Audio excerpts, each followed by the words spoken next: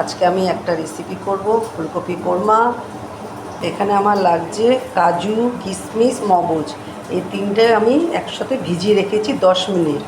তারপর আমার লাগবে আদা রসুনের পেস্ট 1 চামচ, পেঁয়াজ, আমি পেঁয়াজটাকে হালকা করে ভাজবো, তার সাথে আমি মগজ, কিশমিশ, কাজু এগুলো সব দিয়ে দিচ্ছি হালকা করে ভেজে।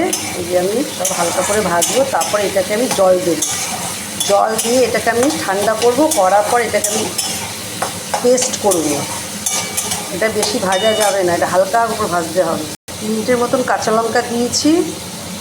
এখন আমি জল দিয়ে দিচ্ছি, সামান্য জল দিয়ে এটাকে আমি ভিজিয়ে রাখবো। এখন আমি দেবো কড়াইতে বাটার আর সাদা তেল দিয়ে এটাকে আমি,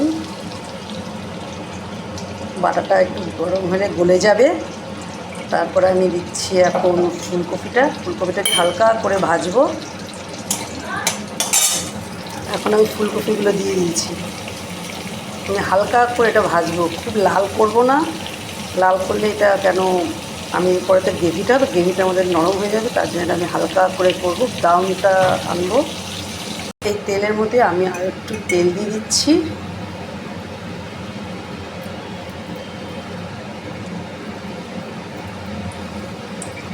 এখন আমি ফোড়ন দিতে হবে আমার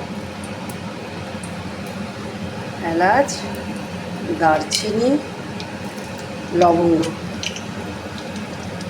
দেওয়ার পরে আমি এবার পেস্টটাকে দিয়ে দেবো। আমি দিয়ে দিচ্ছি এখন। এরপরে আমি দিচ্ছি আদা রসুনের বাটাটা দিয়ে এটাকে আমি আবার এখন ভালো করে একটু কষাবো, নাহলে একটু কাঁচা গন্ধ বেরোবে ভালো করে না কষালে পর। এখন আমি এর মধ্যে দেবো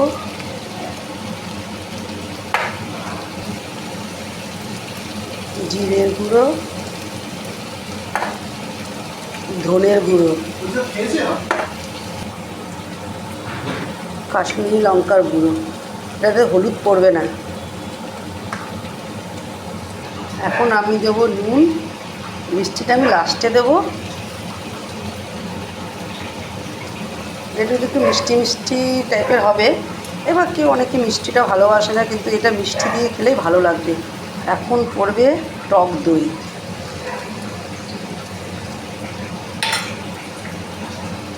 এবার আমি ফুলকপিগুলো দিয়ে দিচ্ছি। এখন আমি দেবো দুধ,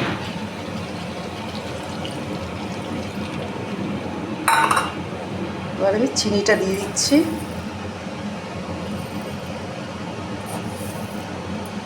এটা একটু মিষ্টি মিষ্টি ভালো লাগবে খেতে, এটা সবার সাথে ভালো লাগে, রুটি, পরোটা, চা দিয়ে তোমরা খাবে, ভালো লাগবে।